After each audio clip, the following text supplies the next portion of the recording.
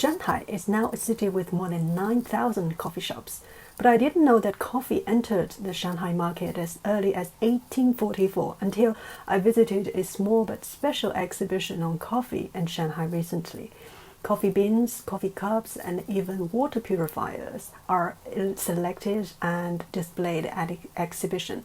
One interesting finding is a tourist guidebook in 1910, which has already listed coffee as a must-go experience in Shanghai. And coffee became even more popular in the 1920s and 30s, together with the rise of cafes, theaters, cinemas, and Western-style restaurants. At that time, a rising number of artists and writers were also dwelling in Shanghai. A coffee shop like in Paris became a public sphere in the Far East. Another interesting finding is that Shanghai even exported canned coffee to overseas destinations back then. The brand name was just Shanghai, and the iconic color of the can is red.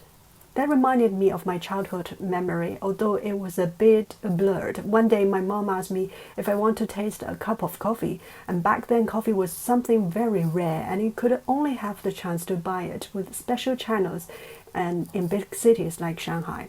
I said yes, curiosity.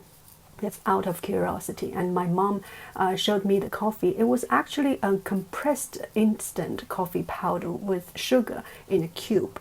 The brand name I remember was Swan. She poured hot water into a cup and instantly it was turned into a cup of sweet coffee with a special flavor. And since then I thought coffee should be in the shape of a cube until instant coffee swept China in the late 1980s and 1990s.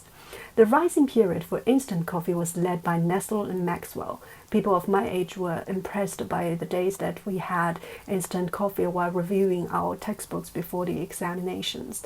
Gone are the days of instant coffee, as we have a wide range of choices for freshly brewed coffee, but the memory will always be there with the special flavor of coffee.